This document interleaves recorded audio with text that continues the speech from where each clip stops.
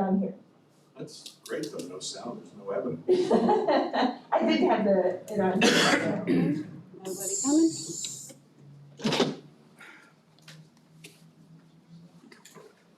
Good.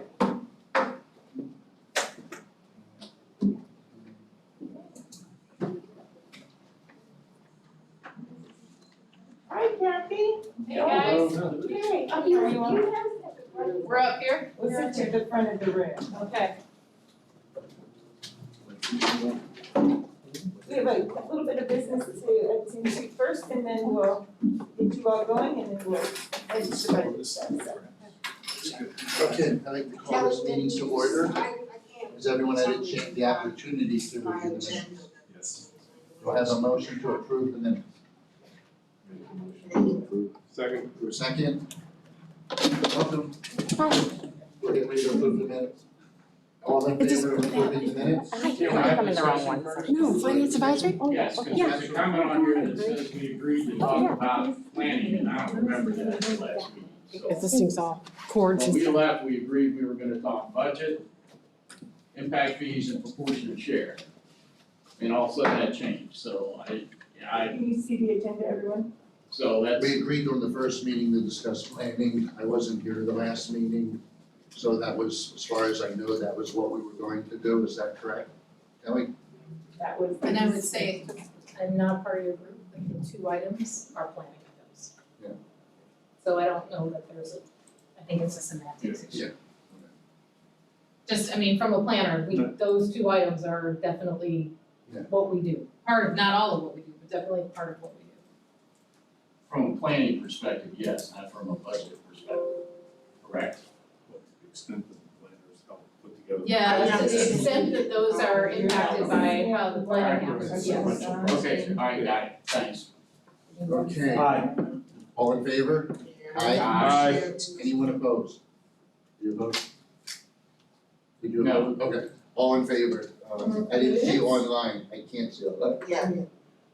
Is that what you're approving? Yes, we approved the minutes. I can't see Elena or Online, Chelsea. can we hear the approvals? Chelsea, do you approve the minutes?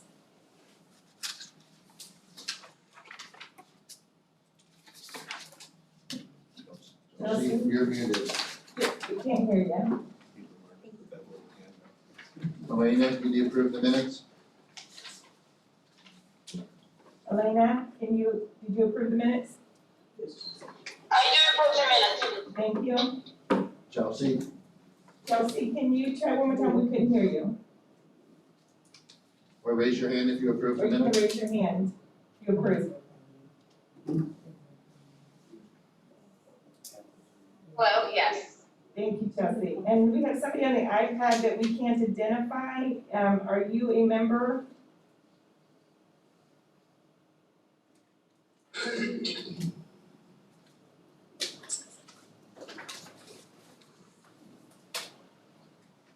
Someone that's joining from an iPad, are you a member that we need to get a vote from?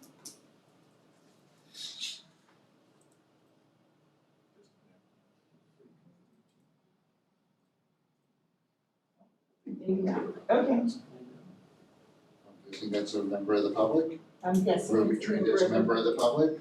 I'm guessing. So we have 8 here, 2 online, motion passes 10-0. Minutes pass 10-0, my apologies. Okay, do we have any public comments? Any public comments? Okay, public comment is closed. Ms. Gittens. You're up next, board member.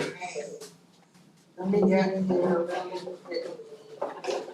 Kelly, can you do me a favor and pull up, can you pull up in one docs our workshop on Monday? And what I just wanted to show, good evening everybody, and I'm sorry I'm not here. I'm a little bit under the weather here, but I'm sure they can hear it. I want to leave time for you to ask me any questions, but basically as far as finance is concerned and the things that are going on with the board, because you didn't hear, we had a 7-0 vote at our meeting last night, an action meeting, to, not go forward at this time with quadruple A, which is the school in Three Oaks, the K through 8 in Estero. And there was a lot of discussion afterwards about what we do instead. There was a lot of discussion about do we do a forensic audit to see maybe what happened, if anything happened, or it was just changes in data. And the reason I was asking you to pull that up, like for you all, when you get an opportunity, let's see, it was the Monday at 11, You want the agenda or the meeting itself? the agenda, I'm glad I'm not the only one that has trouble to finding get on the it. agenda, and then click on the quadruple A. And actually for future reference, anytime you wanted to have some backup to things that we are doing or have them done, they would be here on this board docs, and you can reach that on leadschools.net, under leadership, and then board docs. So, yeah, click on the agenda, there we go. Is that it? I'm looking. And it was Monday the 11th? Or, no, No, Monday it was the the 15th. Okay, sorry about that, that's my bad. That's all right. Here we go. And then quadruple A. Okay, so before you click on anything, just letting everyone know, these are all of the things that we saw and discussed. Overarchingly, the numbers we have there at this point for building on that site. One of the things that Mr. Graphics had said was in the area of that basically the higher the cost of the house, the less children that they have. And we see the housing costs going up higher, and that means that there's less children. We also discussed the fact that there are 4 schools within the parameter of where the quadruple A would be. And one of them is at 70% capacity. So there was discussion of trying to make that a little more equitable. There was discussion about portables, all kinds of things. Right now, our decision was to call the building. As far as the next step, we have not, as a board, decided that yet. I hope that we move forward fairly quickly and move on to the next project, but I don't know that, so you'll have to watch from it. But if you want to know the rationale and the reasons why it's all right here, all of these documents show the housing analysis and the student growth analysis, socioeconomics. Are there any questions about this before I go on real quick? Mark has one.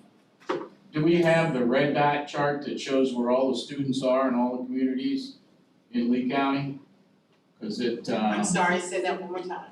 there's a chart that the school district shows from time to time that shows the red dots of where, and you can blow it up, so like East Corkscrew's got more at the place than they have at Verdana, this kind of stuff. Do we have that? Somebody's gotta be working on that chart, and that should have been in my, Yes, and not that I'm disagreeing with anything. Ms. Bach is in the room, I believe. Yes, she is. She would be there. We're in the process of updating it, I'm gonna talk about it. Do you mind? We'll talk about it in a second. She said they're in the process of updating it, and that will be part of her discussion when they start their piece. So it wasn't used in any of this discussion then? But most of the. But you said you're in the process of updating Most it, of so the help me information understand. about I'll talk about it when we get to demographics and data, I don't wanna that, interrupt this. if you look back in our minutes and our workshops on capital updates and also proximity, and you also put down the proximity plan. The next one. And that one will have slides and information as well about the proximity and how it's all that. We didn't get to that one because we just saw on the other one, and we postponed this discussion for the next meeting. But you can still see the information here. Excuse me. So basically that was the big piece of what we have done this week. We also have a new role chair. Jordan was reelected as chair, and Ms. Fisher is the vice chair. Let's see what other, things of interest. Who was the vice chair? Mary Ms. Fisher. Fisher. Okay.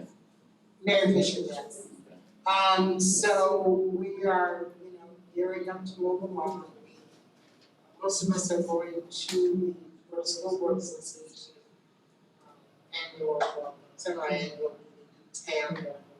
And it's an interesting time. We do get to hear from other districts and other presenters to find out some of the latest and greatest things in education throughout the state and the nation. Our claim to fame this year at this conference is because Ms. Patricia is the chair. The students that will perform at that conference will come from the county. So we will get to show off some of our best and brightest. Since I'm on the finance committee, I would shamelessly ask you to look at Fort Myers High School band. We visited their school the other day, and the representatives from the parade in London were here to offer them, the invitation to come to 2023. So anybody that is interested, they have to raise a full heap load of money. So they would definitely, like any contributions in the which do, they're going to have various fundraisers and all as well. So you can find all of that on the website. These schools around there. For the most part, I think as far as finance and all that's kind of, I almost forgot.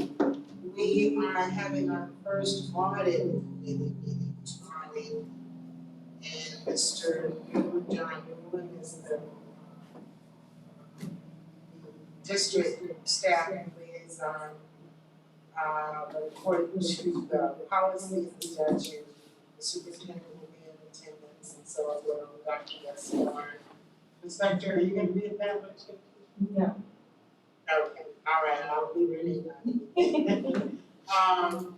But we will, the first meeting was decided to look at the officers, kind of the lay of the land.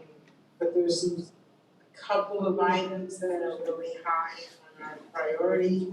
And one is the fact that we still do not have an internal auditor or a board auditor. And the board auditor is sanctioned by statute. You are a district of a certain amount of dollars, you have to have it.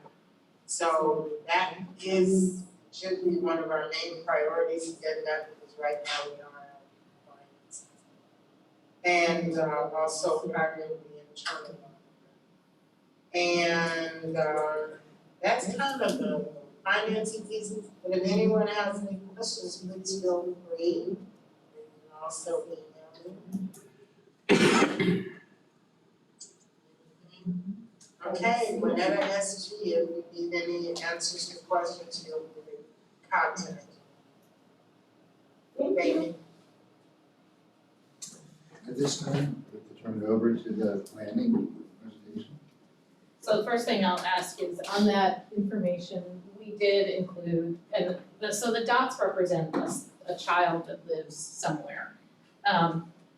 We update and it's done as part of our projection data. So every year we have a GIS consultant that does our work for us, data demographics, and they create those maps for us and they identify for us where students are, and they can tell us by neighborhood what our student generation or rate, or what they call the student yield rate, it's the same thing, it is. So basically it's telling you how many students come out of a certain area. So we did use that data, and there's a in the presentation, not the memo, but in the presentation, there's a couple of snapshots that Davis included that show those dot analysis. But the dot analysis is only a pictorial of the real data that's behind it. It's just a picture of data. And so that data was absolutely used as part of the presentation that we did. So I just wanted to answer that question because it was asked earlier. How are the data analytics, I don't know how much you get into this or the company does, how are they accounting for more recent changes in the way that we have a ton of like gated communities that are builder communities out here? They're being priced ridiculously odd. Like you walk into a community that says it's $400,000, they're really $1 million once you add it all up. So a community of $400,000 homes is gonna predict a certain amount of children moving to school. $1 million homes are gonna predict an entirely different number. Is that accounted for in new ways, because that's more of a newer event, or is that something kind of trusted data analytics to do? No, that's part of what they're doing. When these demographics, they were down here actually because they're based out of California. They actually came down here for a week, I think it was 2 weeks ago now, and they actually go and they talk with all of the builders in the area. They look at developments that are, shovels in the dirt. What are you guys building? How many homes? How expensive are they going to be? They compare that data with your average annual income in that area, census data. And using all of that information, they come up with the calculations that, okay, everyone in this area makes an average of $30,000 a year, but all the new houses are being built at $800,000. So it's gonna be old retirees that are gonna be buying those houses. So your student generation is gonna be extremely low. Right. So they take all of that into account when they do their analysis. So it's not actual students, it's projections. So, The slide that was can shown in we- the presentation was, Go ahead and figure out which one it is. the slide that was shown in the presentation does You were right. represent actual students. You go back, I was. When we said that the data is being updated, it's This refreshed one. every year. No, In go addition back. to our projections, That. we also get accurate counts every year of where the students lie. Okay. That's FTE week basically, right? we use our 40-day counts. Yeah, Yeah. cycle two. Okay, so we can do this one of two ways. We can either talk a little bit, or you guys can just ask questions. We're open to however you want. So just, maybe to introduce us, and then you can, we don't have a prepared presentation for you today, so, because you had a lot of questions, so we can talk a little bit about what we do but it might be better if you just ask us questions, because we understand you have a lot of ideas. I'm Kathy Eba, I am a AICP professional planner. I have been a planner for almost 26 years. I've worked in municipal government, I've worked in school districts, I've worked in neighborhood developments, corporations. All of my career has been in the public sector, but it runs the gamut as to what I've done, pretty much anything except for transportation planning. And the last 7.5 years, I've been in school districts, this one in Sarasota. Joel? I'm Joel de Guzman, I'm currently a CAD specialist in the planning department. I've been with the district for coming up on 2 years now. My background is primarily in land surveying and construction layout, and I also have a little bit of experience doing property appraisal at the county level from my level of Michigan. My name is Travis Walklin. I'm with Trinity Commercial Group. Our team provides outside consulting and brokerage services for the school district, both on acquisitions and dispositions for, I think, about the last 3 years now. So you have a realtor, you have a CAD specialist who really is about land survey, land work, and then myself as a professional planner. So, I know you have questions about various components. I think hopefully we put together, the three of us who have a fairly diverse background in this area, and hopefully we'll have all the answers, and if we don't, we'll write them down and we'll get back to you. So just if you wanna open it up to questions. Does anybody have any questions to start? Okay, Mark. Alright, so the budget showed an actual decrease in impact fees from 20 to 21 to the current budget of 21 to 22. And the impact fee rate actually went up 2.5%, and we're building like crazy. So was that a budget number or was that your number? That number came from budget. That's a budget number. Okay, so but you said earlier, before we started, that impact fees is part of your area also. No, I didn't, I mean, impact fees. That's what I took, I'm sorry. So as far as development is concerned and tracking development, that is part of our area, but actually fee collection and assessment would be a budgetary item. Okay, so the commissioners in 2018 came up and said, we're gonna take the rates up to a certain, and there's 85 categories, whether it's a commercial building or a trailer. And then the rate was 45 and went up 2.5% a year. In 2023, it has to get renegotiated because it was only for 5 years. So is the school district doing anything to get in front of that to get a better rate?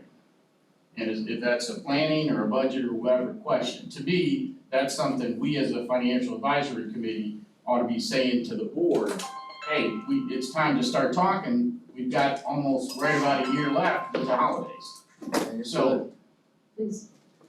Over the previous 6 years, we've had multiple liaisons. sure, I can't think of, other than Ms. Gittens at the moment, because she's new with our board, every single liaison has spoken at some point in time, at least once or twice, about how they've lobbied the county commissioners. They have no control other than trying to put pressure and asking. well, when you go and talk to the county commissioners, one-on-one with the commissioners, they're waiting for the school board to ask what they want. And it's an ego thing. They've turned them down before. They've actually turned the district down. 2015, 2016, when I originally came on. Okay, but now we're in the 2018, okay, when they had to they do it for 5 years. It's time to go back up and have a conversation. Now, the problem they're having with impact fees is Habitat for Humanity came in and said, I can't afford them all on my house I wanna build. So maybe we do exemptions for those, but there's some options that we ought to, you can't just go in and, the commissioners have egos, very big egos, just like the school board, we know that. You can't just go in and say, I want this, hey, let's compromise, let's put it at 60, and if Habitat comes in, we'll put an exemption in for them. So this is where I think we need to at least advise them that it's time to go talk again, because you've got some different board members, and something has to happen. But You're welcome to make a motion on that and we can open discussion on that. We Okay. have to have it seconded, but that would be the policy and procedure I for this understand, I committee. understand. You're more than welcome to, and I'll tell you, before I was chair, that I was the guy that was gonna go on that, I understand where you're coming from, and I'll tell you, I'm very passionate about things. Alright, so the next question, okay, so I gotta leave it. I think Ms. Giddens wanted to say something, Yeah, did you? Ms. Gittens. Yeah, I just wanted to say that, and you're right about making a motion. What I do is take back to the board the consensus of the committee on certain topics or items and say that this committee would like us to look into this or whatever, and this is fine. And when I do that, I personally would like to have it written so that I make sure that I'm clear on what it is you're asking us to do as an advisor. So you just backed up what I said. Understand. It makes a lot of sense what you're saying, but you also have to remember, just like up on their board, no one person has power, it's a collective. And not everybody always agrees with what we think, everything's cut and dry. I understand, so we're, okay. Ken, do you have a question as well? I wanted to try to make sure I give everybody a chance. Yeah, sure. Well, so I had two parts basically. We talked like a couple of years ago before the sales tax went in about a lot of different brainstorming ideas, like co-use of athletic facilities, repurposing schools, pushing more for virtual school, I was wondering if those were still on the table and also had the COVID situation and the success and the more acceptance of virtual school changed any of the enrollment projections, and the need for new schools.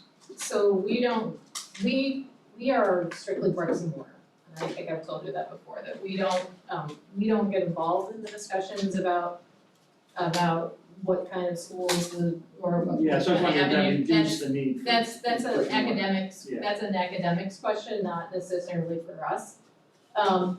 So we clearly saw a down, and that's why we don't really use the data from last year, to be honest, in our projections, because it's kind of a blip year for us, it went down, but we have seen a robust turn to brick and mortar schools, so I think, I can just speak for myself as a parent. I'm glad my son's back in school, he did not do very well in the virtual world. And the numbers coming back to us, I think probably indicate that I'm not alone, that's me as a parent, but that's not me as a planner, I'm just saying that as my own experience with my son.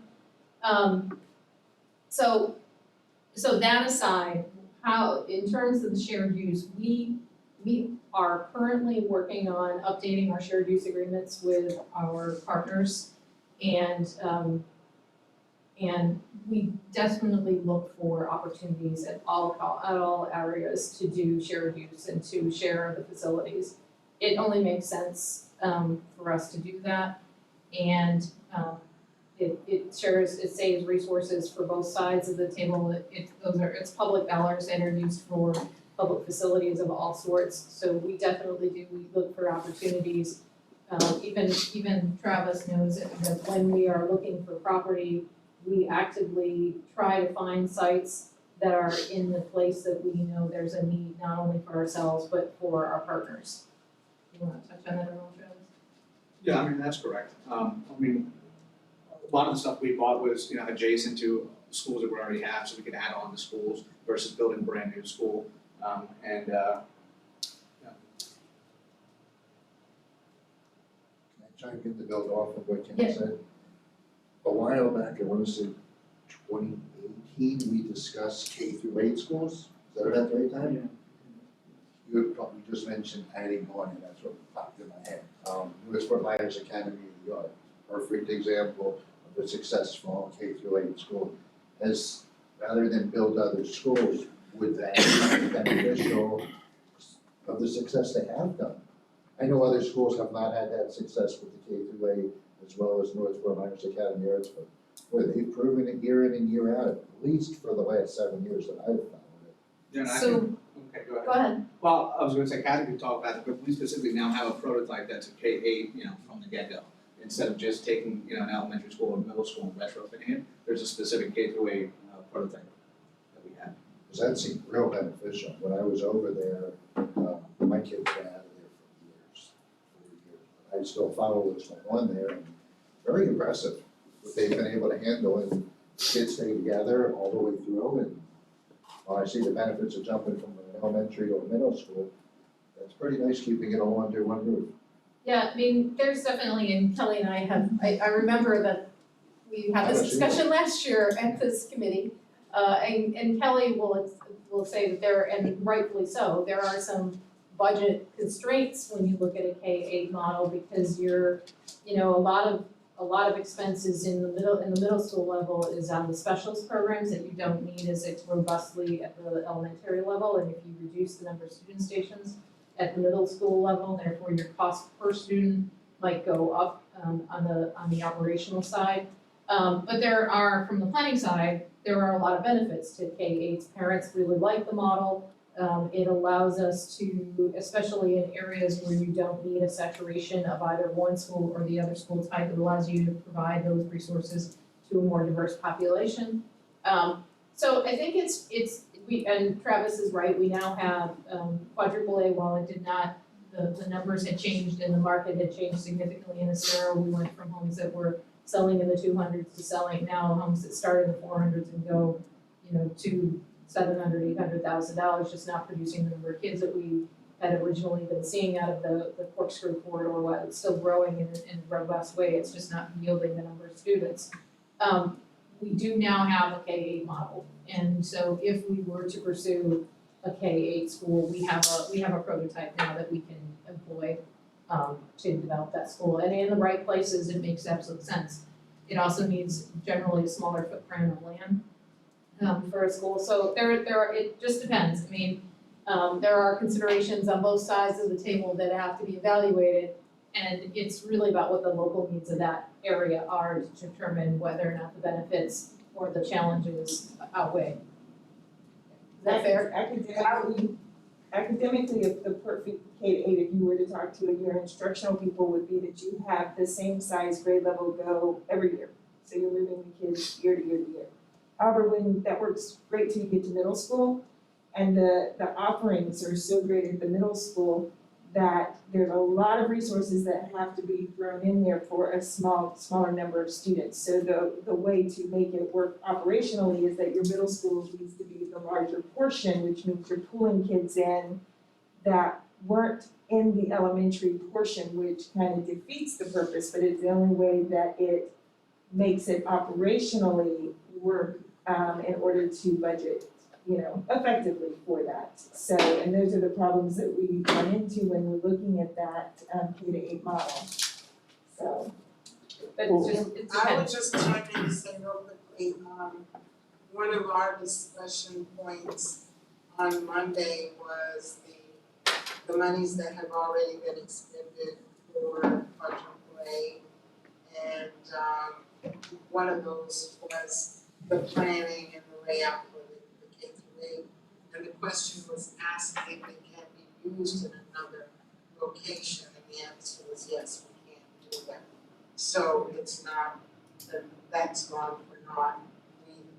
And then Kathy, we have other, what I call regular designs for schools that we still have availability to use, or are those outdated, or what, the blueprints that we have for other elementary level and high school? We have prototypes at all levels now, and the quadruple A, because of the design of it now, we truly have every type of school as a prototype that we can use, depending on the site considerations. So the way that I'm understanding that, and I guess I'm kind of trying to clarify that, is if the K through 8 makes a lot of sense, except the fact that you have to then pull in from a younger school to have a larger middle school for that reason. If what is the reasoning now, and maybe there isn't one, to ever build a middle school again? Because in the right location, again, that's why I said, it's not a one size fits all. There are places where we have such a demand for middle schools. In fact, we're gonna be building, in the next 10 years, we'll be building 2 standalone, at least that's the current projection, 2 standalone middle schools in the East Zone, because there's such a demand for the middle school level that's what we need, not a K-8. It just depends, I mean, again, it's not, you can't look at, so to step back for a second, Kelly asked me, kind of an overarching question, which I haven't answered today, so I think I'm gonna start it and then please guys chime in with your input, which is, how do we start with the planning process? And we are kicking off a project that I am really, really excited about. I think Kelly is probably ad nauseum on these 2 words when I say them, because I talk about it all the time and say this is such a valuable tool, we have not had it before, and it's gonna be such a great tool for us, which is called a build-out study. A build-out study looks at our school district and our county, not just in a 5-year horizon, not just in a 10-year horizon, not even just a 20-year horizon, but in your current conditions. And planning is always best available data, and the best available data is when that study is done, and a year after it's done, a day after it's done, it's out of date because conditions are always changing, amendments are always happening. But based on current conditions, what does our county look like for growth and development over the horizon of the county? So looking at current land use, looking at current zoning conditions, looking at current entitlements in the different jurisdictions of the county, and understanding, based on those entitlements, based on those land use patterns, how many homes would be built in those areas, which would translate to us, how many students would be built in those areas, and where do we have school sites today, and where do we need school sites in the future? Now, as I said, it's a snapshot in time, and it will be outdated and it will need to be updated, but at least it gives us a better framework than we have today of where things are. And that's really important, especially in 2 specific communities in our in our county, Lehigh Acres and Cape Coral.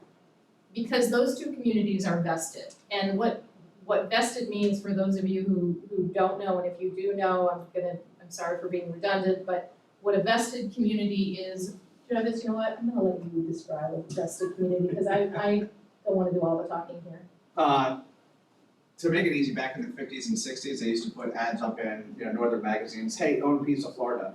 And they would have a whole area with platted lots. And you would spend your $2,000 or $5,000 and you would get a lot. And you didn't need to build right then and there. And then when you're ready to build a home in, that area, you could trade that lot for where they were actually currently building those houses.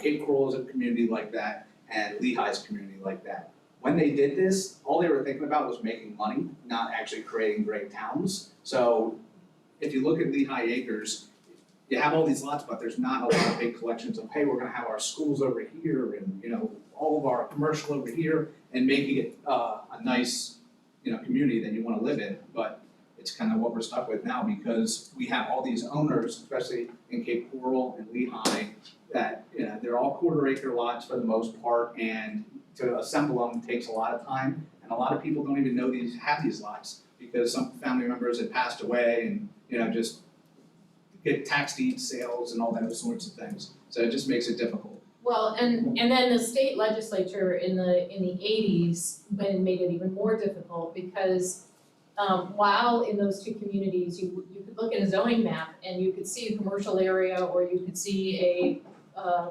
public facilities area, or you could see something else zoned in some other way.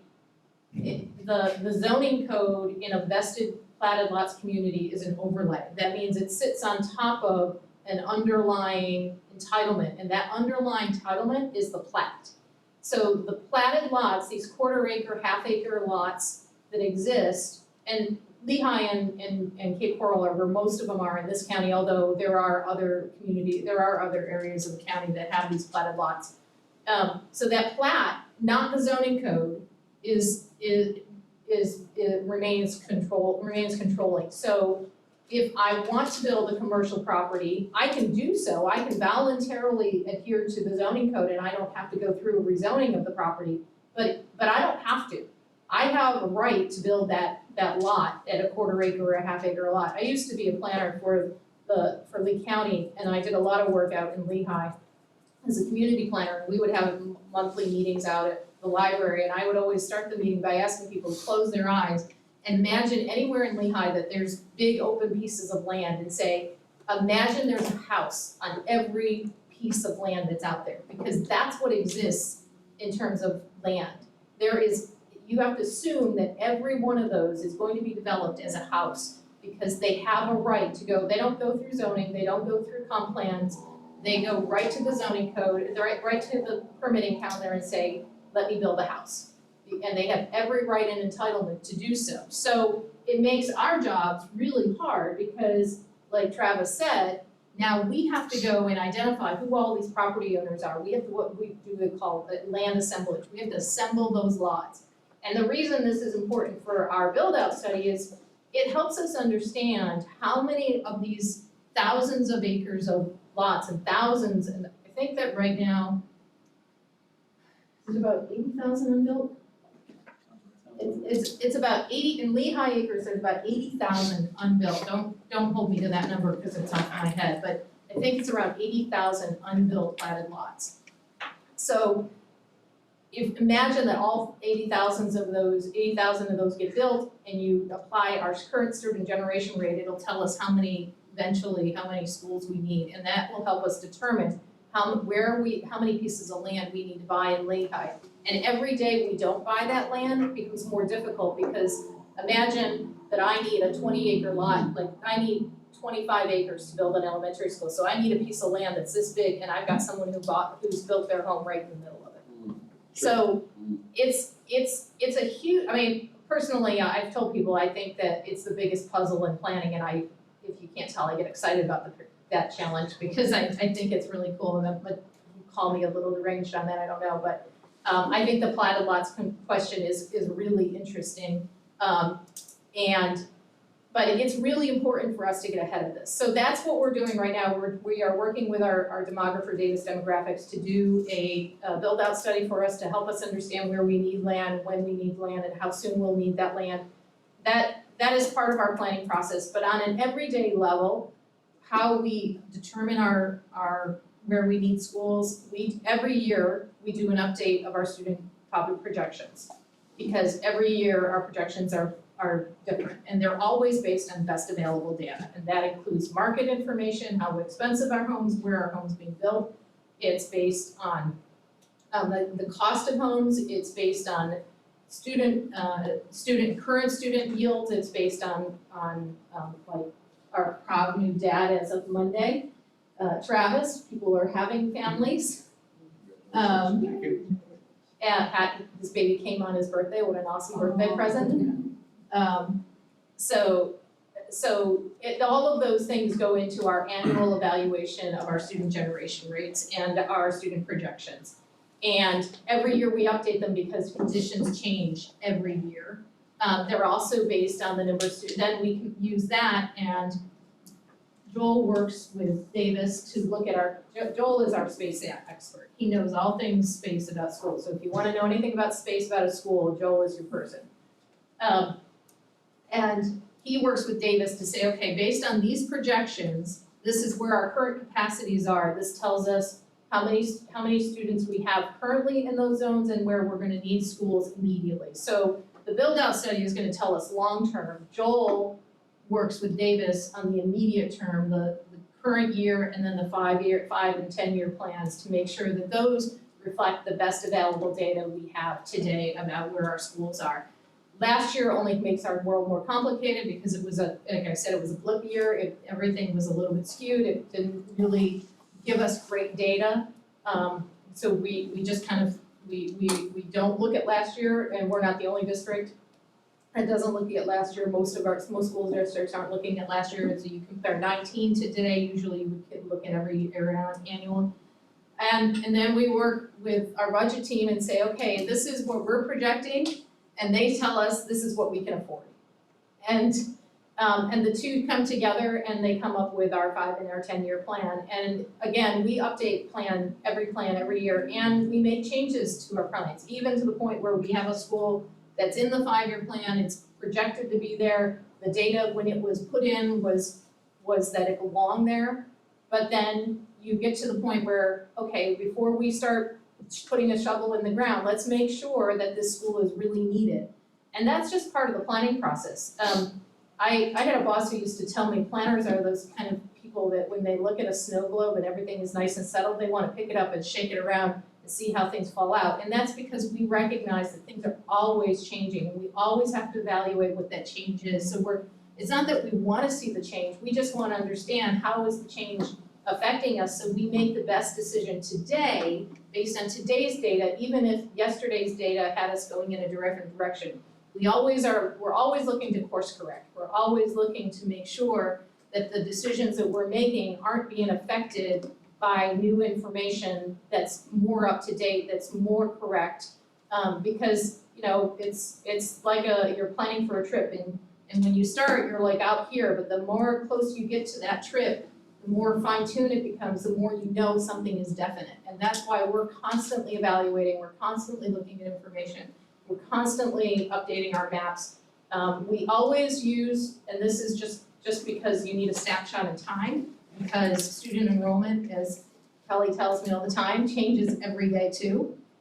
We use the 40-day counts, the cycle 2 data, as our snapshot in time because it allows us to compare one year to the next in a consistent manner. If we looked at cycle 2 data this year, but last year we used cycle 4 data, that's not an apples to apples comparison. So we always are using our cycle 2 data as our benchmark of data because we know that the ebbs and flows throughout the year can kind of work out. We know that there are certain times a year we have more students, we have certain times a year that have less students. But the cycle 2 data at least lets us be consistent, and that's the national average. It's a national standard for school planning is to use that cycle 2 40-day count data. So that's kind of the foundation of what we do.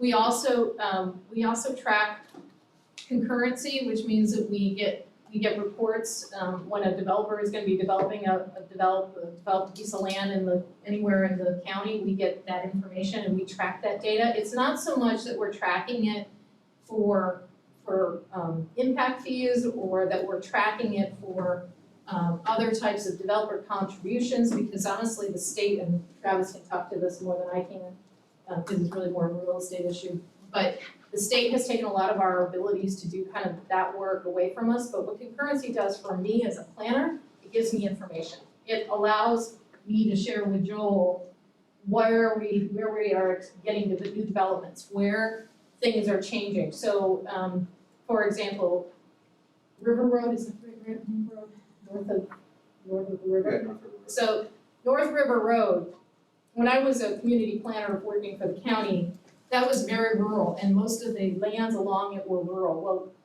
in the last year, we have gotten a lot of comprehensive plan and zoning changes to that area. We know that residential development, large lot mostly, but residential development is coming to that road. It's going to change the way that we look at things on that road. So the concurrency for us is information. It gives us that information that we need to understand where things are changing and how things are changing so that we can be in a position to address those changes.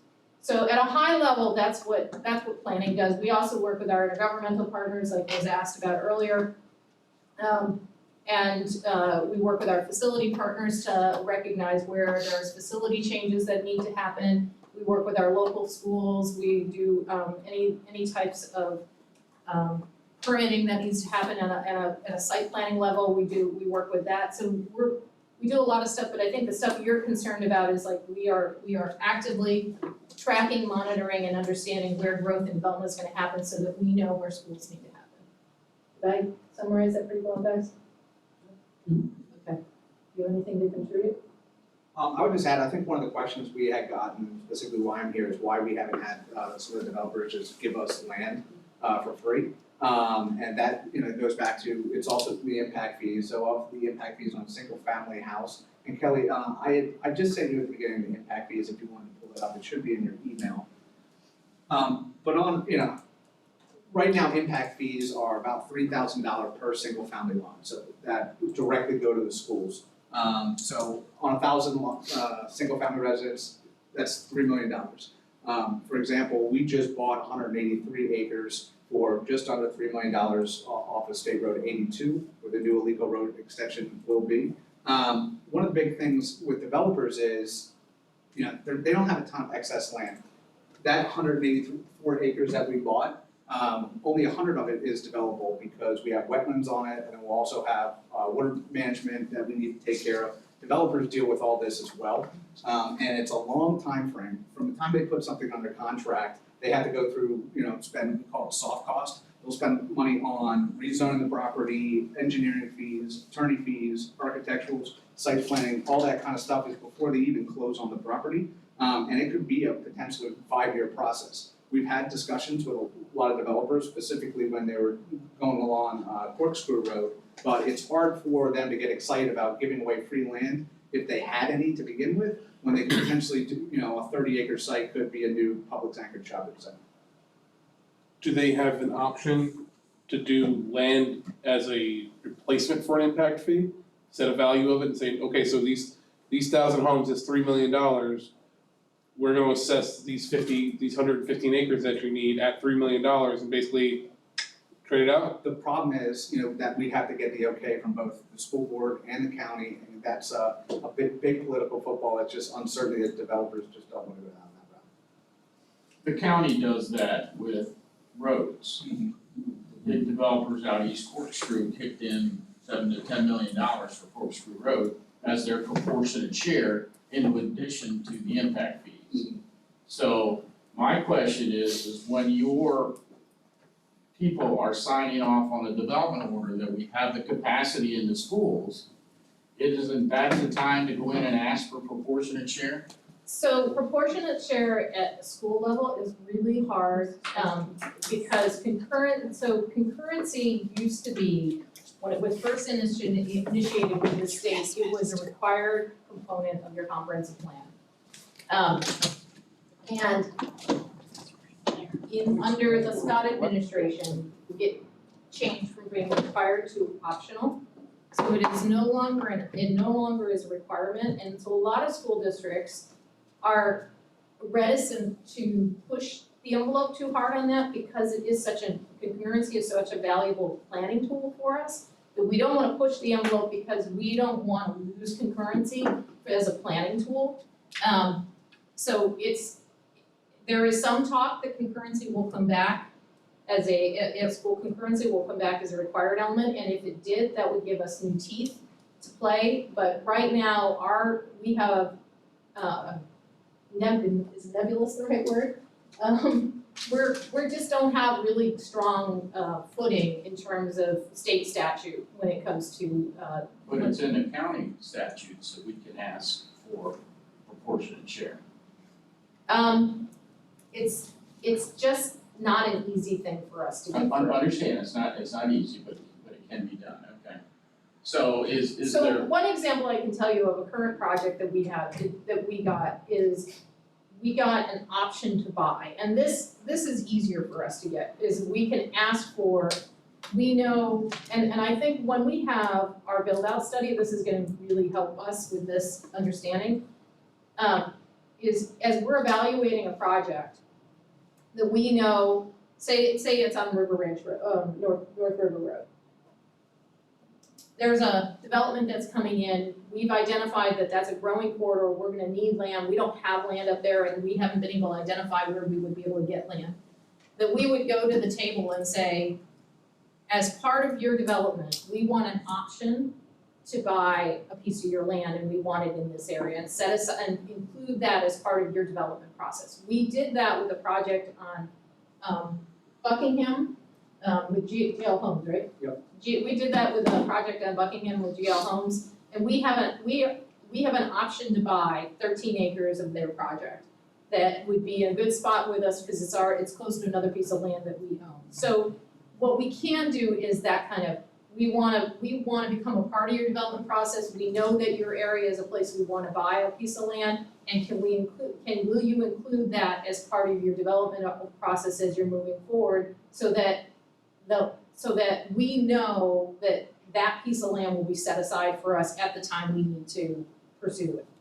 you would think though, that if I'm a developer and I got 5,000 homes coming on my piece of property, I could cough up 30 acres, 60 acres, whatever, for a school, because that would be a draw. I would love to be able to have the kids walk to school. You would think, but they're, It's not. at the end of the day, Takes they're out of still their pocket. corporations trying to make money. I understand. Joel used to be one of the guys who would go out and survey for those guys. I understand. So he Yeah. knows, it's, 5,000 lots is 5,000 lots, they're not giving them up if they don't have to.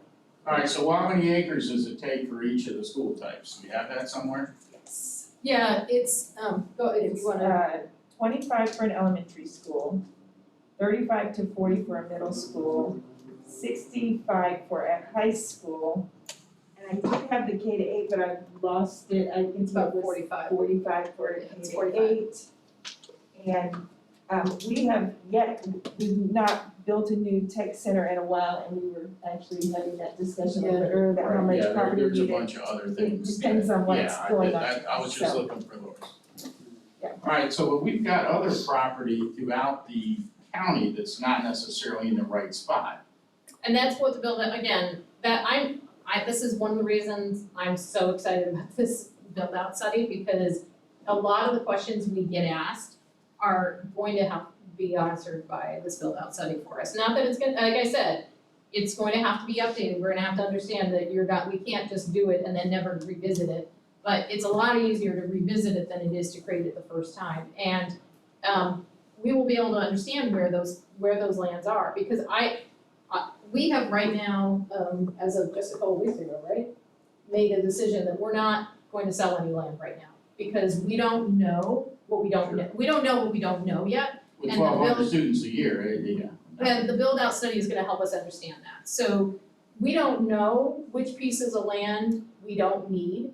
And I would hate to be the one that today sells a piece of land that 6 months from now, because the build out study is gonna take us till sometime in the summertime, either early or late, so say sometime between June and September it'll be done. I would hate to be the one that sells a piece of land today that in June it says, that piece of land you just sold, you need it. I would rather hold it and then in June be able to come to the board and say, these are the pieces of land that we don't need, and these are the areas we need to start looking for land.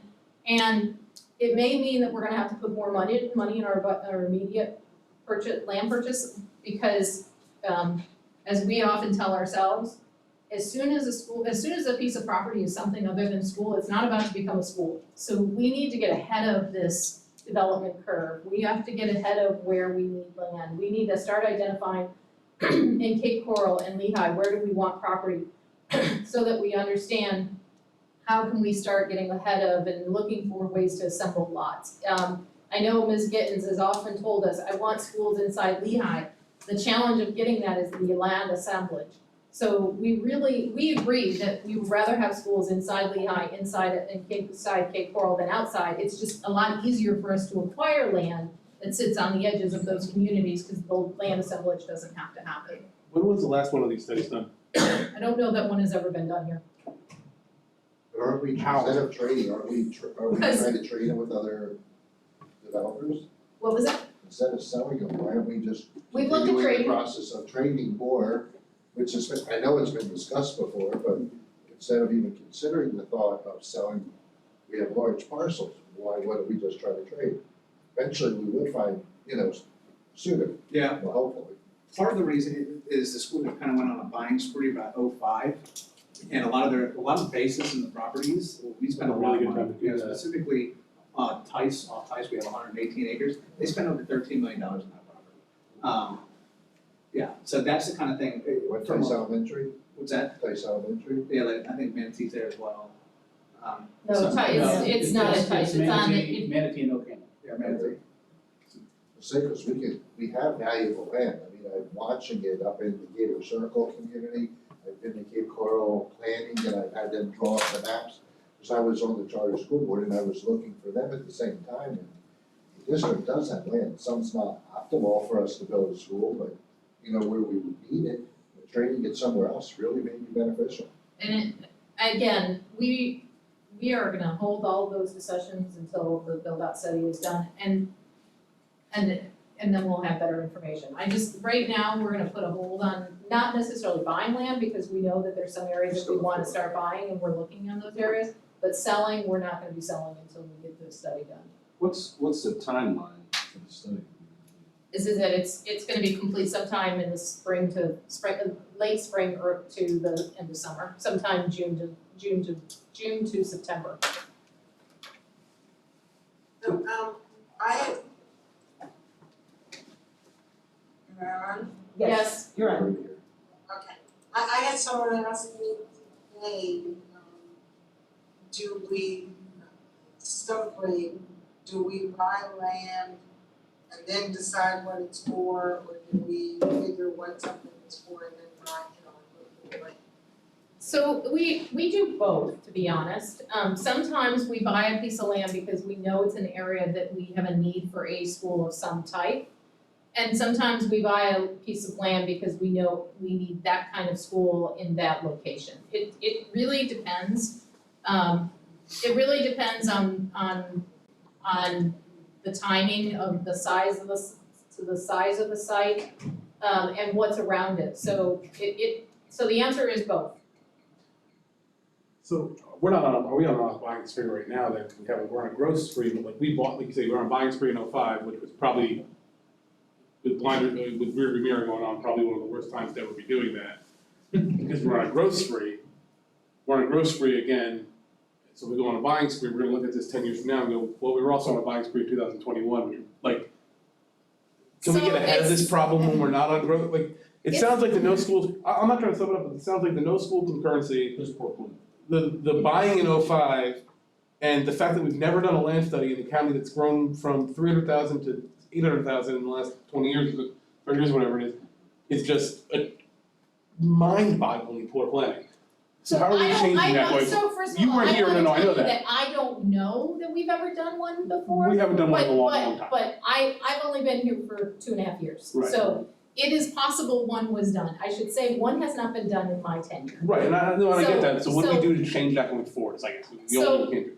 I mean, that's what we're doing, that's why we are doing what we're doing, that's why we're doing these double studies right now at this time, because we recognize that we are in a fast-growing, changing economy, market, and we wanna get ahead of it, so that's why we're doing it. I'm never one who wants to look backwards and say, why did someone do something? I'm always one who wants to look forward and say, how do we get there? It doesn't help us a lot to try and figure out why someone did or did not, cause I would have to know what they were thinking at the time. No, but it does help us look at what they did do and not do it again. Absolutely, and that's why we're in the position we're in. Yeah, our department has inherited a lot of issues over the past couple of years. We've had a lot of turnaround and we've inherited a lot of quote unquote babies that were hatched long before we were even here, Right. you know.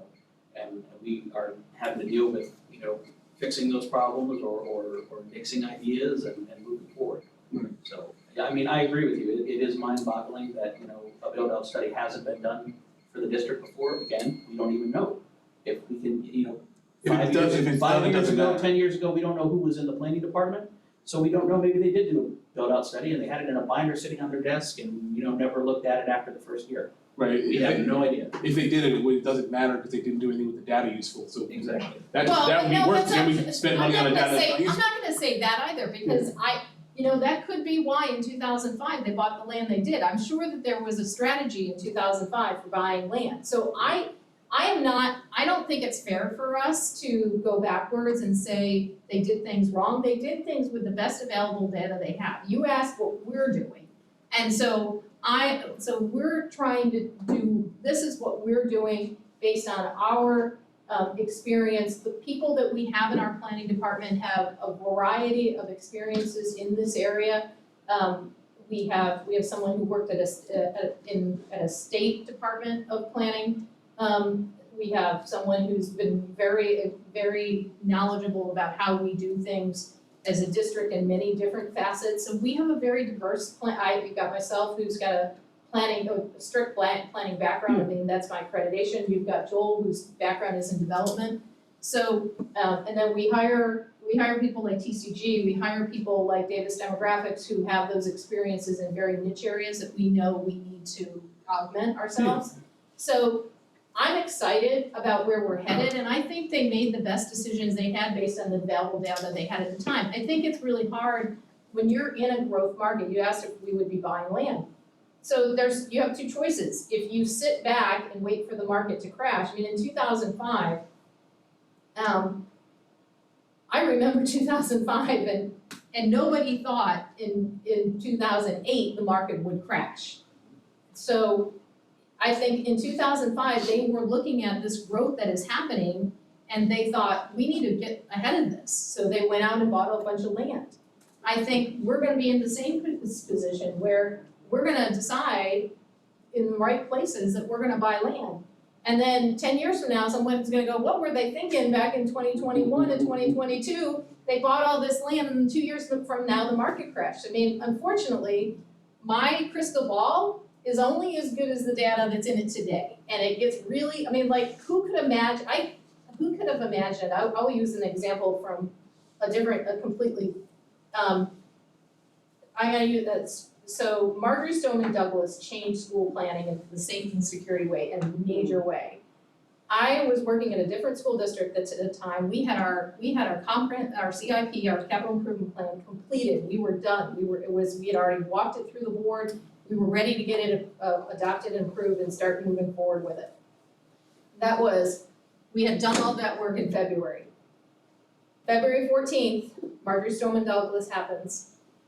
And a week later, the superintendent has our team in the office going, everything in your capital improvement plan needs to change. The only thing I want to be funding right now are enhancements to safety and security.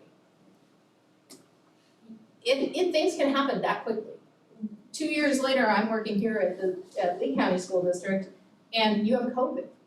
We are thinking one thing, I mean, I think quadruple A, a good portion of the reason that the market changed so dramatically down there is you have people who, and Travis, this is more your area, you've taught me this, so please tell me to shut up when I'm going down the wrong path, but you had retirees up north who during the COVID shutdown period said, you know what? I don't need to work anymore. I'm gonna retire. I'm gonna sell my house. Now I got a lot of cash. I'm gonna go to Florida, I'm gonna retire, and I gotta use my cash. And that is driving up our house markets big time because people who are buying with a mortgage are having to compete against people who are paying with cash. So things change that quickly, and all we can do is try and understand what the changes are, update our studies on a regular basis, continually evaluate where we need needs, continually evaluate where we have land, where we think we're gonna need land, and make course adjustments. Because I can promise you, even the best we do, we will make a wrong decision today based on what tomorrow's data shows us. But today, it's the best available data we have, it's the best projections we have, it's the best information we have, and we can only go with that. I was talking to a planner friend of mine from the other coast today, and we started talking about the baby boomers and how it's driving the market right now, and I said, the thing that I think about as a long-range planner is, what's gonna happen 10 years from now when the baby boomers start going into senior homes and they're leaving their homes? Who's gonna backfill those homes?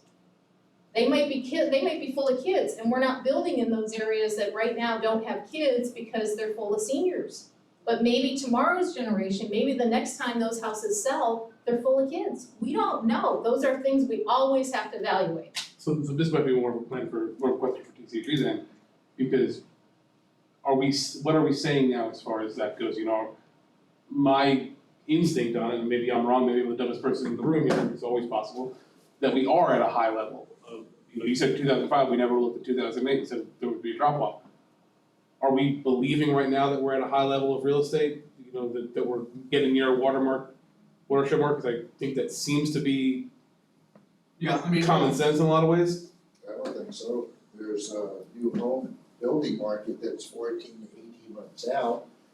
People that are signing today, and I'm a realtor, I just came from a new home builder with my oldest. She was looking to check out what was available, and they're backed up 18 months. In some cases, we heard one builder tell us 24 months.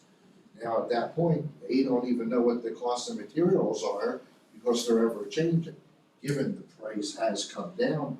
But Still not. I don't think the market's going to crash. The demand's so high, we're short over 3 million homes. If everybody got a home that needs one right this second, we're short over 3 million homes. That's gonna take years to Yeah, get I don't to. think crash, but I really think we're gonna level off. I think that's about what the best case scenario would be. Now, if a lot of people back out or can't qualify for these new homes, you sign the contract, they build their home, now all of a sudden you get the bill, instead of 280,000, it's 345. They can't qualify for that payment. That's what I think we may see coming up. having recently bought a home, I hope you're right. I don't. Because I'm in the same, I see it every single day, and I see what they're saying, and I'm listening to what you're saying, and I don't see that. And the reason I don't is because we're so short on properties. The problem is we're short on what people call affordable housing based off of the jobs that they have.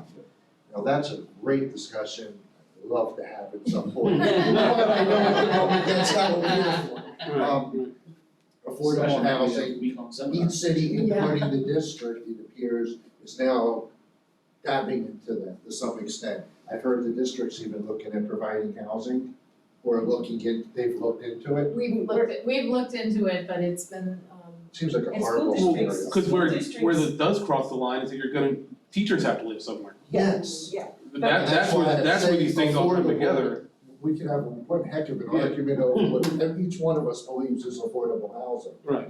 Well, we know what we pay teachers. Yes. So I would like to hear, because there's been a lot of quiet people in the room, is there people who have yet to ask a question of us that would like, You're quiet today, I think. I'm so sorry, putting you on the spot. You guys are Stop doing it. great. I have, I asked John one already. Yeah, I got a couple too. So anyone, I will go back to others, but anyone, sir, you've been nodding your head a lot, do you have? Well, I'm nodding my head in agreement. I like a lot of what you're saying. I think you guys may not give enough credit for the work that you're doing and trying to put forth and the stuff that you're trying to correct, from demons past. So, I'm nodding in agreement, so keep it going. Well, and I'm gonna once again say it's not demons past, they did the best decisions they could based on the information that they had at the time. You can learn from demons. We. Behavior. I think of them as stepchildren. It's like, oh, you came along too, huh? I just wanted to add on what he was saying there.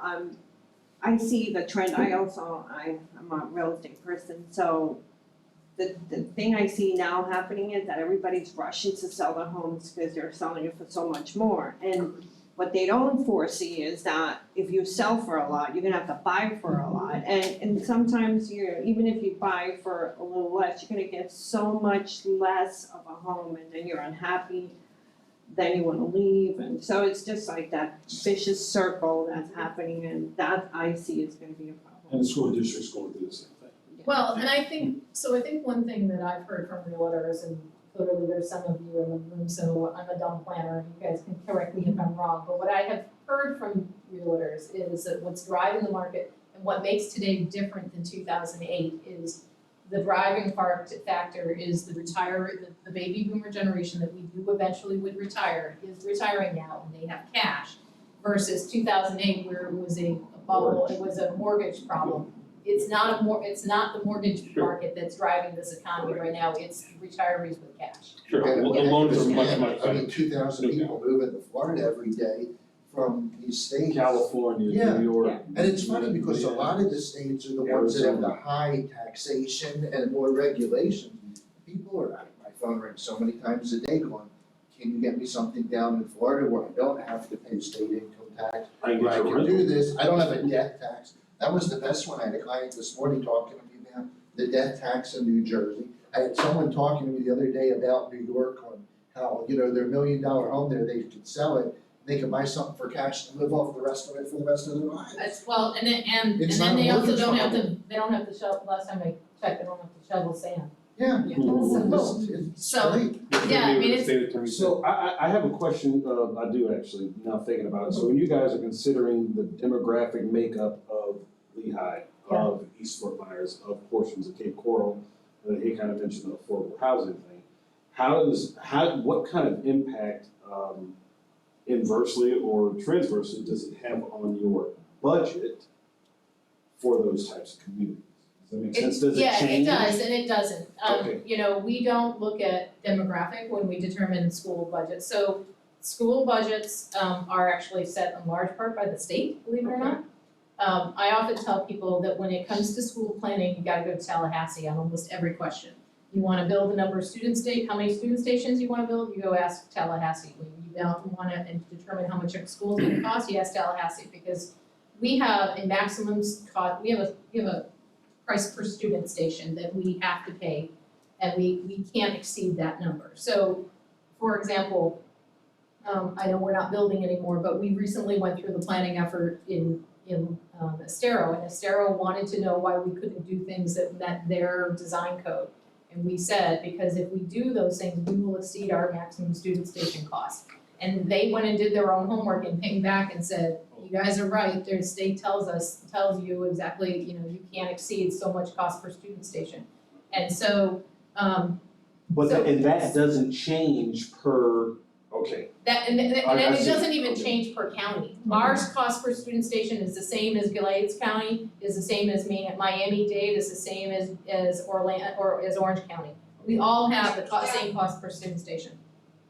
Kathy, my question on that is the house and sales tax, my understanding was that the monies for building schools out of that tax, we can, I know there's certain guidelines, but are they as stringent as when we're using DOE money? So I was told that we can decide, Yes. where that money goes. Can you clear that up? Yes, so the state is very clear, they do still have a cost per student station that you cannot exceed with tax dollars, for capital outlay tax dollars, you cannot exceed it. And I wanna say out here right now out loud, they are unreasonable. You cannot build to that number, there is no way. Nobody in any district can build to that number. So we were on the path of the sales tax, we were gonna stop debt, we were going to pay as we go, that's what we were gonna do. And when we went out for the sales tax, for those of you that were here, know, it was very political. I mean, I'm sure you all were in the thing, it was very political, it was a nightmare in every corner that we turned, we ran up against a new roadblock. As soon as our sales tax was approved, and we were moving forward, we were actually gonna go with a bond and to try and get a little cash in advance and then just pay that cash off. They came out with a new legislation that basically said you cannot even use sales tax, the only way you can pay over that per student cost is a COPS, a certificates of participation, so again, it's another debt. So, and then you can use your sales tax to pay off that debt, but you had to do the COPS. We spent a lot of time going over the COPS, if I'm correct, it was Ken and I, Paul Cohen when he was here, and Sean, we had very strong debates on what to do. That was actually when I first started, 2015 down there, and that's exactly what, it's very strict on what we can use that money for. Recently, I saw the charter schools came before the board asking for the money, and I sent a message to the board members, because I remember when we approved it, it had to be used for specific things and specific things only. And if it was used for anything else, there were serious consequences. In fact, I sent a member to each board member about that, saying that's not what we approved. The only thing that, Ms. Gittens, the only thing though that our local tax dollars does provide us some flexibility at the state level is around our needs evaluation. So in order for us to build a school, we have to demonstrate need, and using your own dollars does help you, give you some flexibility on demonstration of need. You can basically build over the capacity that the state says you need, that you can build to. But even there, it's pretty restrictive. I mean, like I said, I've told people a lot, you wanna build a park, build a park. You wanna build a road, build a road. You wanna build a fire station, a utility line, go ahead, build it. You wanna build a school, go talk to Tallahassee. Not just Tallahassee, you have to talk to everybody. It's like everybody has a hand in the process. It is almost impossible, you can't just go build a school. You have to get permission from everybody. Mark, do you have a question? Yeah, are you facing more challenges because we have 3 districts and you've got to balance between the districts? And then the school choice, isn't that kind of throwing a monkey wrench at you too? No, I know, so I worked at a school district that was a single district school, I don't know how you want to describe it. Single zone, and now I work at a choice zones, and the challenges are the same. Because ultimately, parents decide where they want to send their kids, and whether you're in a single zone or not. The other thing is that the state has instituted choice for the entire state. In fact, if I want to send my child to Collier County, I have, and there is a seat available in the school I want to send it to, I have every right, no matter where I live, to send my child to Collier County, so long as I can get transportation to them and there's a seat available. So I don't think the choice district really influences things. I think what influences things is what makes our jobs really challenging right now is trying to predict the growth pattern. It's just, coming out of COVID when we don't have really good data on what our student populations were last year, so we're relying on that data from 2 years ago. And even this year, we'll have good data for this year, but we're still coming out of COVID, and we don't have a good number to compare to from last year. So I think it's market conditions that are really making our jobs challenging, at least for me. Joel, what do you think? Oh, absolutely. Yeah, it's thrown too many monkey wrenches into our day-to-day work for us to know right away, where things are gonna settle. the housing market, the virtual versus brick and mortar schools, you know, how many kids are going to homeschool. I mean, I think I saw something the other day that we've got in the district over 3,000 kids that are technically homeschooled, which is an extremely high number compared to years past. So we're gonna have better data this year, but it's still, like Kathy said, we're coming out of the whole COVID scare and the lockdowns and everyone learning on Chromebook. So realistically, it's probably gonna be another 2 years before we can look at year-to-year data and say, yep, we've got a steady progression, we're growing like this in Southwest Florida. So the buses will take you to any school in your district, but if you wanna go outside your district, you gotta provide your own transportation. Our buses will take you within your zone. I'm sorry, so yes.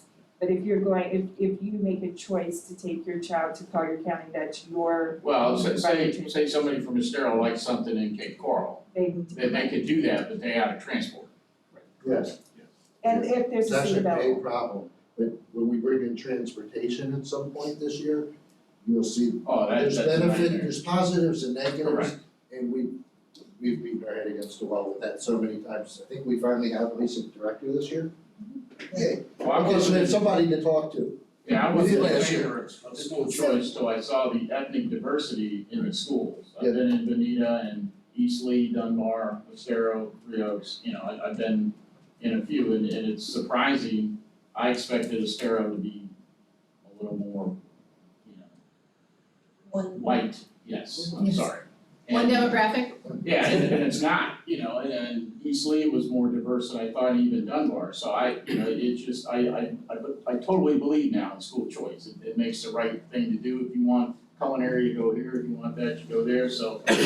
It actually creates a transportation nightmare and a transportation cost. It's astronomical. It probably doubles It the blows your normal. mind with you, and when you talk to them, Yeah. when they tell you the cost of switching and going the other way. Right. You're going, I agree with the way you're doing it Yeah, now. that's right, I love it, okay.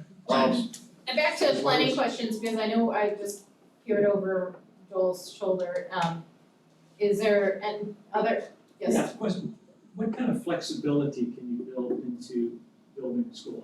Like, could you say, as a policy, we're gonna build schools that give us the ability to expand 50% or contract 50%? For example, can you build modular schools, that you can move the module to a different school if that school population goes down? Because we are constrained by the state's cost per student station. I mean, it would be ideal if we saw what's happening like in the East Zone with Lehigh, and we've got 2 middle schools and a high school ready to get built in the next 5 years. It'd be ideal if we could build those middle schools at a today capacity of 1,200 kids, but with enough excess room to expand out to 2,000 kids each. The problem is you build a building that big, and then you divide it by how many student stations you are able to put into it right now, and Yeah, well, that's what I was thinking, if you had more land, let's say you had enough land to put modules on it, that you could then, hey, let's move those modules over to some other. There's more things that have to go into that, so you can do that, but you have to plan. By SRF guidelines, you have to have so many beds in the clinic for the number of students. So when you build your clinics, if you're planning that, you have to build your clinics bigger, because you have Core to plan facilities for have to that. be built out extra large Yeah. on the onset of the school being built. We- And we try our best, because we've had several situations in the schools where the principals are coming to us and they're saying, we've got this textbook storage room next to the media center. We don't use it for textbook storage because we don't use textbooks anymore. We wanna make it a classroom. What can we do? Talk to safety and security, make sure it's got a fire alarm, go ahead, make it a classroom. But as far as the state is concerned, as far as our database is concerned, no, that's a textbook storage room. Because we can't add that capacity to the school. We can't change it and say, yeah, we just increased the capacity at South Fort Myers High School by 40 kids. We can't do that. We're locked into what we built the school at. But we try our best in our designs, and we're trying to do that right now with the remodel of Riverdale and the new designs for Franklin Park rebuild and the Cypress Mill rebuild, and we were trying to do it with Quadruple A as well, is saying, hey, you've got these rooms in here for X usage, whether it's storage or resource room or whatever. It's sitting at about 780 square feet. Is there any way we can bump that up to about 820, so it's more classroom size? Thinking that, hey, down the road in 5 years, that principal's gonna come to us and say, I need another classroom. We can be like, well, you can use that right over there. We try as best as we can, but we're really constrained by that cost per student station. We're also constrained by each classification. When Joel does his classifications, so the first step is to get the state to approve the student station number. So they say, okay, we're gonna give you permission to build 1,000 students on that school. So then we develop a program that meets that 1,000 student station. And we work with Joel, as I said, is our space expert, and he's like, okay, 826? Yeah. 826 is a classroom. 750 is a teacher planning area. And there's a range, but if you get, and 300 is a resource room. And I don't know exactly these numbers, I know Joel does, but and certain spaces are allowed to be certain things, they have certain square footages, and they have certain student stations associated with them. Joel tries to identify those spaces that could be used as a classroom because they're big enough, but still keeping under that 1,000 student station, and to Joel's point, keeping within the cost per student station allowance. Because every time you add a space that has 0 student stations, that allows you that flexibility, it increases your cost per student station, which, as Kelly just mentioned, is already impossible to meet. So it really is hard. The other thing is land, and I'm gonna let Travis talk about this. It's harder and harder to find those pieces of land that are big enough to do that kind of stuff. We actually have to, in my opinion, one of the biggest challenges we're gonna have going forward is we have to think about the designs of our school and look at them differently than our prototypes have allowed us to, because we're not gonna have more land, we're gonna have less land. We're gonna have to look at how do we build 1,000 student stations on a smaller piece of land, because land is so hard to come by and is gonna be increasingly hard to come by, that our ideal acreage may not be accessible to us. We may not be able to get that kind of land anymore. Miss Gibbons has something she wanted to say.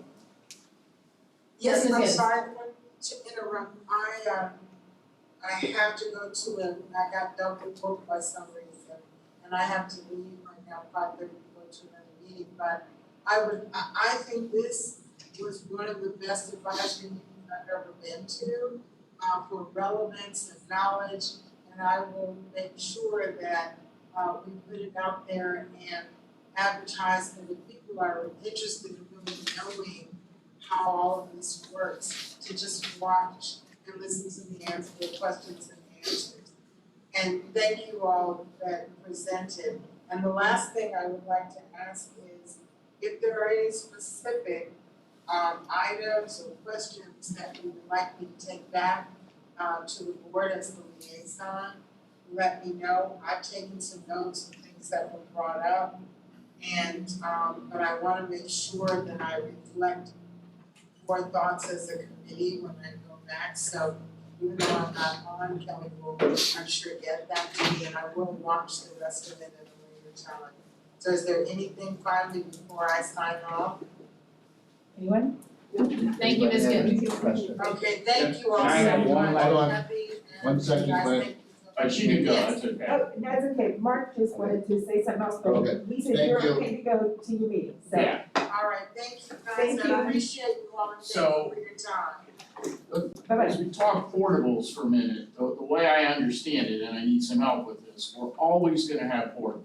Yep. Because we can't build a school till we have a need. We can't build it on projections. That's right. So the real question to me is, do we own the portables, do we rent the portables? Are they in the right places, how do we maintain them, all that kind of stuff. So So right some now, of them we own and some of them we rent. right now we have just over 200 portables and we own the majority of them. Okay, And the way that works is if you own a portable, you buy a portable and you assign it to a school, the state says, okay, that is part of that school's permanent Not capacity. at schools, the districts. The district's, right. it's part of the district's permanent capacity for 20 years now. It can be moved from a You one can move it from school to But school. don't they have like a 5-year life, or a 10-year life? So that was That's all relative. Mr. but- Ward had asked, I think I have your question. No, Mr. Boyd had asked the question about the kind of movable buildings. So there's 3 different types of buildings. that the state classifies for schools. Portables, what I call concretables, I think you call movables. What I call it, for this meeting. And then permanent buildings, and each of them have a different lifespan for the state. A portable is a 20-year lifespan. If you own a portable, it's district capacity for 20 years. If you own a concretable, and we have a couple of them, the one that I'm thinking about right now that's impacting us is at Riverdale.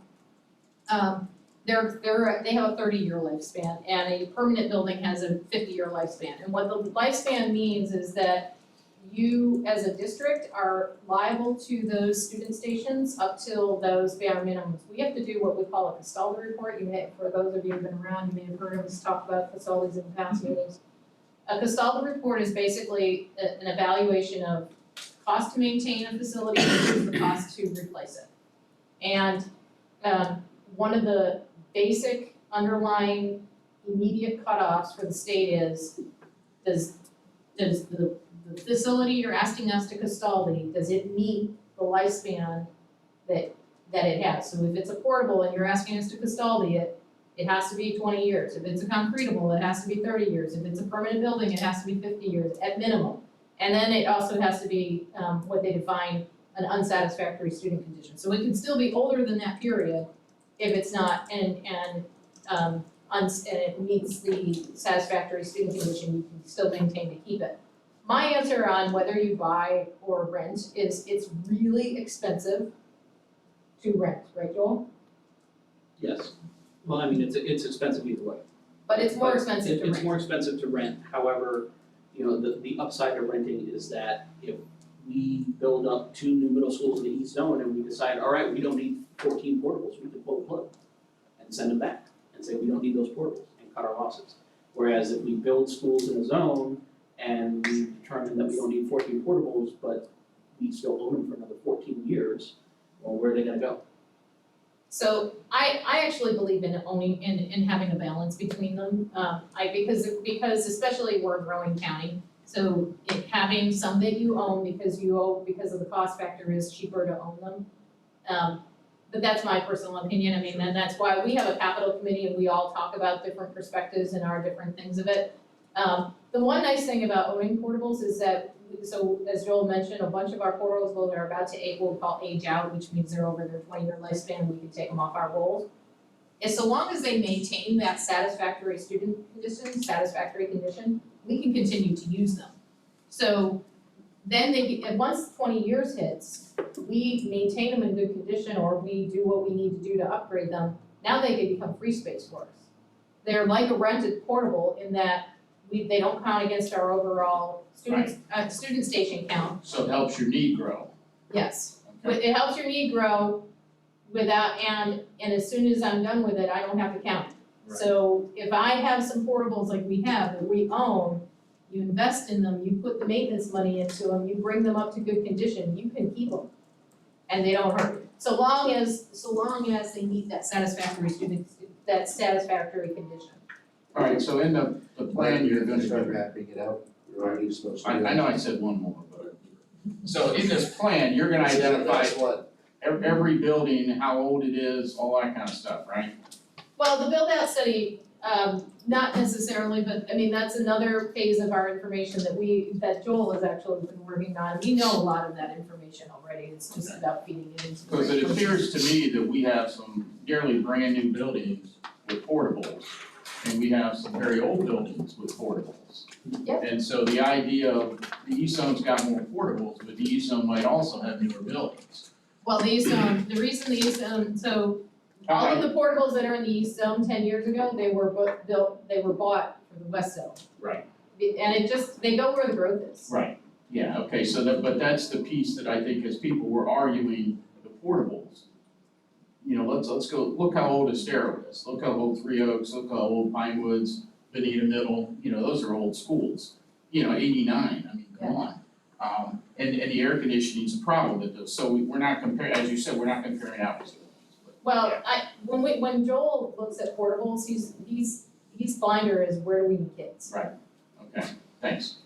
And I'm really done. ultimately, that's all when the three of us are doing our work, that's the only thing that drives our decision, is what do we do best, what's the best thing to do for the kids? Thank you for Thank you. inviting us tonight, I hope this was informative for you, I hope this presentation format we were gonna put together a formal presentation, but we had heard from Kelly that you had a lot of questions, so we just decided This was better. to let you ask. Thank you very much. Can I do one more? I know I said We it. need to, we still have, Just- we have last minute business for the good of the order, we need to. If you have additional questions, just send them over to Kelly and we'll get you an answer. Yes. Okay. Thank you all. Anytime you do have questions and they don't get resolved, you can send them to Kelly, and you Thank can you. also request the This is PLC. what we were hoping for. We need to, for the good of Bye. the order, we need to set up what's gonna be discussed Just call me, I'm in gonna future be driving for next hour. Barb, again, I wanted to ask, I did the first meeting, I wasn't here last time, can we, thank you for coming. Thank you, guys. Can we please get dates for the summer, so that we can approve them at the next Yeah. meeting, pick dates, I'm good with it. Did we vote that we wouldn't have? We voted in the first meeting that we would discuss dates at a later date, which Got was it. supposed to be the last meeting. I understand every reason why it wasn't done, and let's just try to get it done for Yeah. December. We had discussed several topics for the agenda, everything, I was interested in benefits, I'm always interested in benefits. Personnel particularly, Yes. yeah, the whole bit, because we have some titles and categories, we have clerk titles, and we don't There have was, clerk. I had questions and I mainly, when I went and gave our presentation, our update as from the chairman, from the board chair report to the superintendent to the board, Kelly saw the superintendent was pretty surprised that, we've been trying for a while. And other people on this board will vouch for this. We wanted to send out benefits for an RFP so we could find out if we're getting the most bang for the buck. It has never happened, to my knowledge, since 2015. We keep trying on it. I'd like to bring that back up again. I don't know if I have enough support from this committee, but it would be nice for us to find out if, I believe our employees are paying too much, and I believe the district's paying too much. Even at the chair meeting, somebody that was an insurance person stood up and said, yeah, we can beat that price too. We should bid it out every couple of years. I'm recommending that is one of them, whether it is December or January. We always go with the same things. Does anybody have any other suggestions that they wanna throw in the hat for the next month? If each person put in just one, and let's figure it out. Anything from either transportation or benefits for December, whichever we can't get that We month, don't, we can we don't get have it a the meeting for following? December. We have a meeting for December. December 15th. 15th. Okay. So And we didn't. We can discuss this if we Sure. plan 2 meetings in advance, we can discuss it, and everyone can bring back for the next meeting just one, idea. I'd like one of those for December, if everyone agrees. I'd like to second benefits. You like benefits? I think second I'd love to see benefits come in, I like to and I'd see like, benefits and personnel. Yeah. The whole thing well, I together. know personnel, there's been a little bit of a shakeup there. I don't know who's in that place to even Okay. ask for it, unless I'm mistaken. That would probably be Mr. Doty at this point. Okay, I just wanna make sure now, we didn't finish the budget conversations, and I know that you and I had some conversations earlier, do we wanna put that on hold and switch over to benefits? Yeah, for let's go minutes? benefits.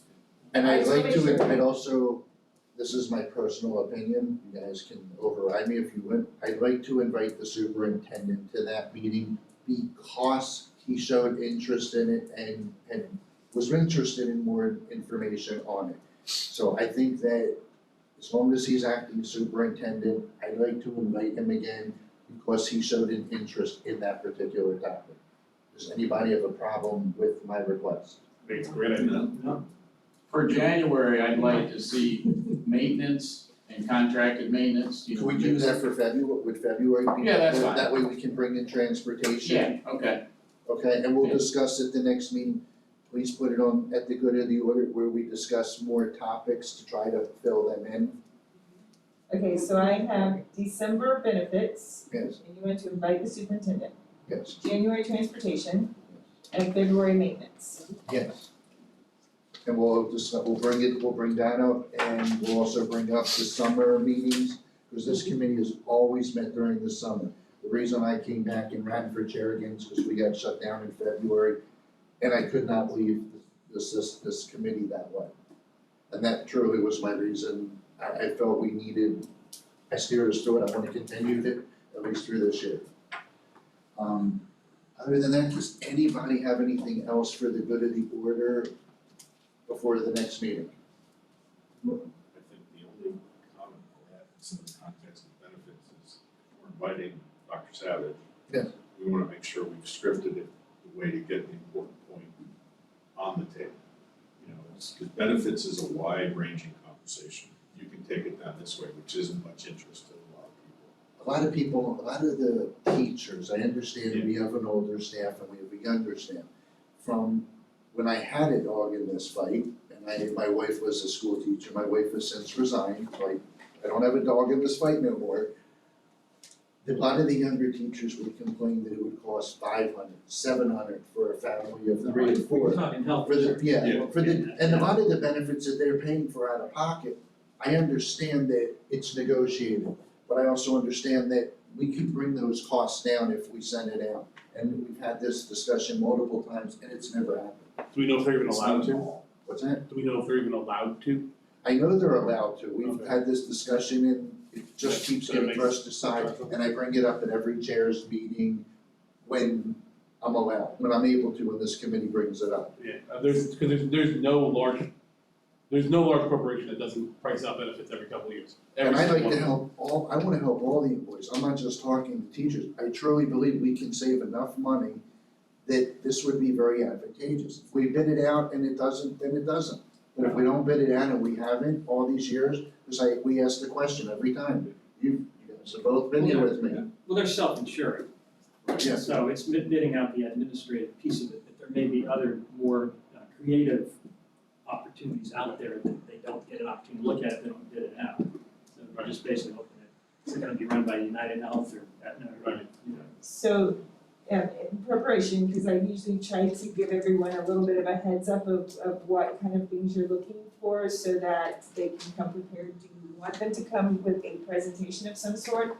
I think question and answers is Want them to just fine. question and answers, so basically no presentation or, I think We've been down that road a few times with the presentation. Not everybody that's in this room. Can we get a short presentation to catch the people up so in the room? basically the presentation about where we are, the facts of, and then you all Yeah. Talk about the union issue.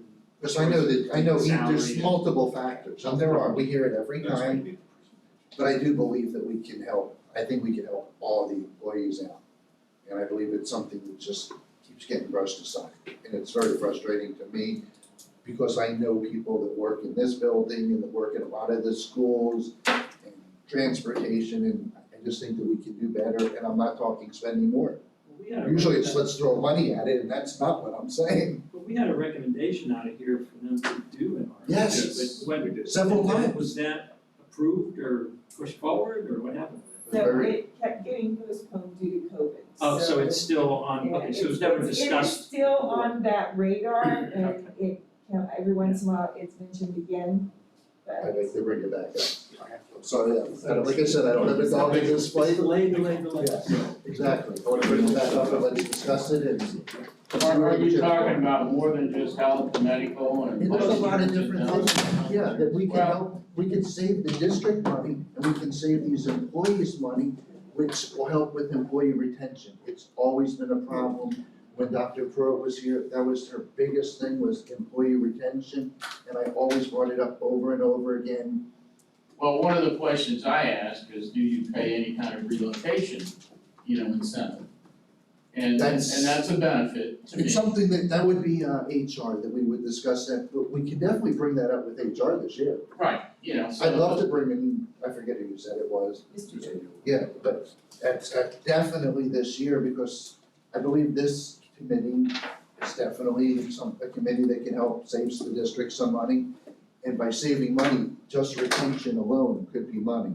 Dr. Pruitt Yeah, used to they're hiring always say, 500 we need 500 to 750, teachers we're a short year. every year, and the number keeps growing. Well, Right. let's retain the people we have, and then we may not have as many to have to bring in. Do we reimburse for college if they stay for so many years, or, I don't know, that's a great question to ask, write it down. underserved areas, that kind of stuff? I mean, You're right, No, you would probably know, Amy. No, we don't, out of the district, of course, there's federal programs for that, for paying off student loans, for, working in underserved areas and things like that. We have a very limited tuition reimbursement program through a couple of grants, but again, it is very limited, but generally the question you're asking is no. and no relocation at all? Generally, no, we have done that, a couple of times, again, through some, special grant funding that we had, but I don't believe we did that this year. I'd like to adjourn this meeting, do I have a Second. motion to adjourn? Second. All in favor? Aye. Thank you. I guess there's a couple points over your phone.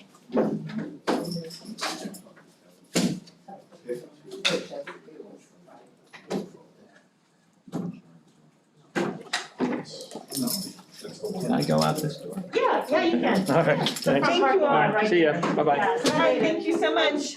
Have a wonderful Thanksgiving. Thanks, you too. Bobby, you okay? Hey, good, how about you?